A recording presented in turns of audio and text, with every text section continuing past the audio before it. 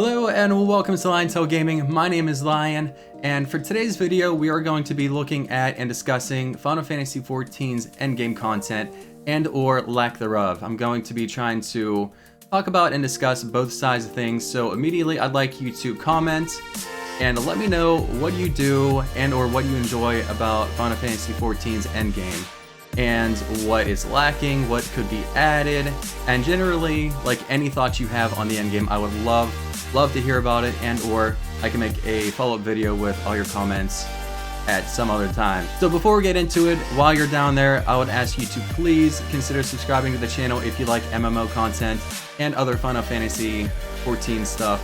This is what I plan on doing with the channel, so please limit break that sub. It would help me out so very much.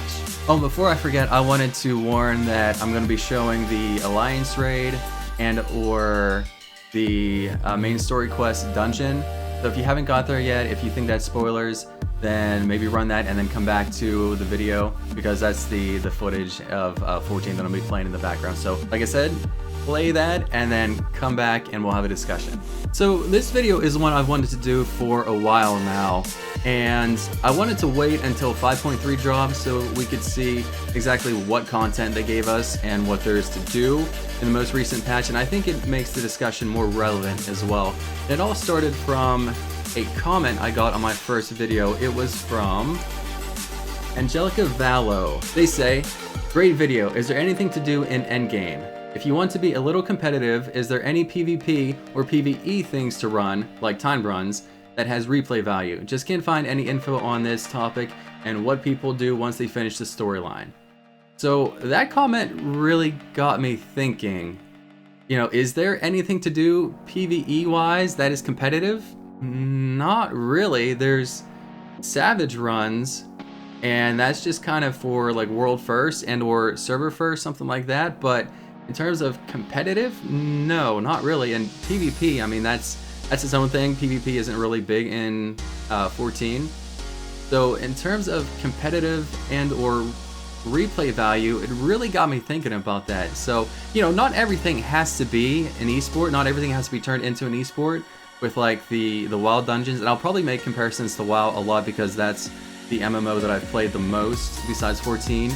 And that's what I can compare it to the most, and that's what I know. So, I can't comment on Elder Scrolls or something like that just because I haven't played it. The most comparisons will probably go back to Warcraft, and I think they have pretty much nailed the replayability. It depends on what aspect you look, but to stay around this long, they've been doing something right, and to keep me going back pretty much every expansion, they got something going on. So that's where I'm going to be drawing most of my comparisons to.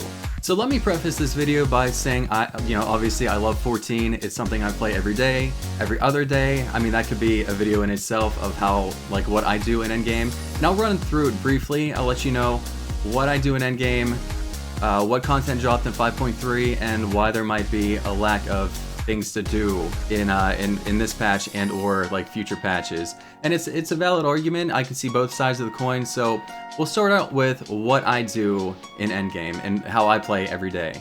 So what do I do to play every day? So, obviously at the start of a patch, I play through the main story because that's what I'm here for. I'm invested in the story. I play through the story content first, and then we do like a bunch of other things. So I'm not, to start out and make it simple, I'm not big into crafting.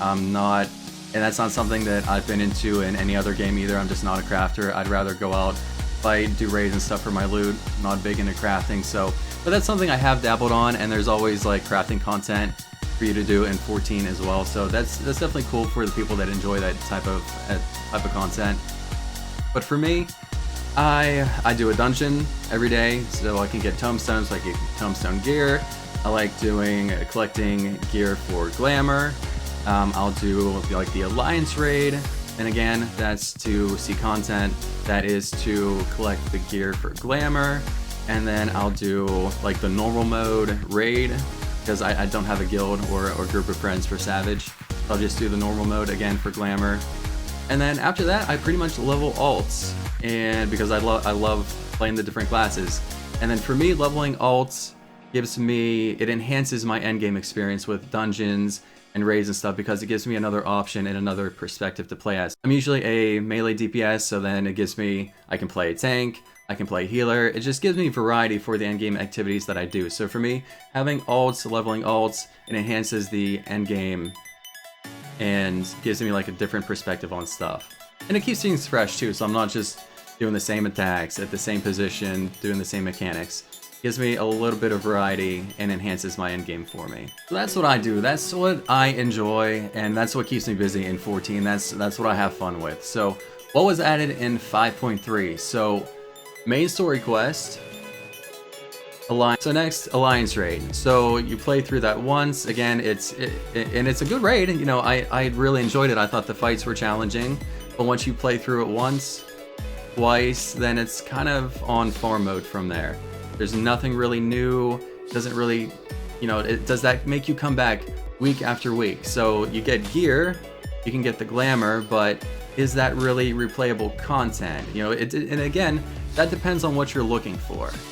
If you're looking for the glamour pieces, if you're looking to upgrade your tombstone gear, then yeah, that's gonna make you come back. But if you're just playing it for the story, you know, that's pretty much like a one and done type thing. You play through it once, play through it again, but then after that you kind of get into the farm mode, kind of get into grind. So is that enough? Is that enough replayability to make somebody come back week after week? And again, you know, I don't know. It really depends on what you're looking for out of the content and what you're playing the game for. Alright, so let's say instead of the Alliance raid, let's say that a new like Savage raid came out. So you play through the normal version and then Savage releases. So once you play through Savage, you do the bosses, you get you know, tokens and stuff for gear, and then once you get gear and you go through Savage, now that's going to take you a long time because that's challenging content. At least I would think. You know, like I said, I haven't done Savage run in a long time, so but let's say it would take you a couple weeks, but once you complete the Savage raid, then that's pretty much it. So let's take a look at, say, like Warcraft. So in Warcraft you have LFG, which is trash. You know, I don't recommend putting in LFG whatsoever. And then you have normal, you have heroic, and then you have mythic.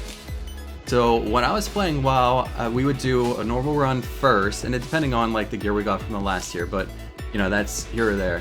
But you would do normal, and then you would do heroic, and then it would take some time to get through heroic. Then you have to get gear for like everybody in heroic, and then you can progress into mythic. And by the time we actually got to mythic and got a couple bosses down, it was pretty much time for the next raid tier. And then through that, there's some time off and there's fatigue, and people just get tired of doing the content. But having 4 different levels is what keeps raiding feeling fresh, because it's a new challenge each time, and there's new mechanics on each tier of the difficulty. So new mechanics, new challenge, and just overall sense of progression is on its entirely different level than I think there is for 14, because it adds that replayability. It keeps you coming back week after week. And if there's only normal and savage, once you clear and or do savage raids in 14, there's not much bringing you back each week. And again, is that a problem? Is that something that would be a barrier for people to keep them playing because, hey, once I clear this, I'm done? Yeah, probably. You know, and again, it depends on the type of player and what exactly you're looking for out of this. Okay, so next let's move into the main story quest dungeon. So new endgame dungeon for everybody to experience. So again, once you complete it once, the only reason to go back is tombstones to get the tombstone gear if that's something you still need, and then for the glamour pieces. Other than that, there's really no other reason to run the dungeon again unless you just enjoy it and that's the kind of content you want to do. And or like I said, you want to play it through with an ult. Now, if you look at Warcraft, you have the Mythic Keystone stuff. And again, not everything needs to be turned into an esport.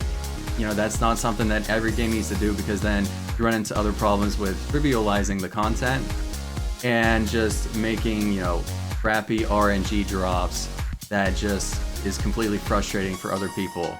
But in terms of the Mythic Keystones, by adding different effects and, you know, different affixes every week to keep the dungeons feeling fresh and keeping players coming back to progress through level 1, 5, 10, that kind of stuff.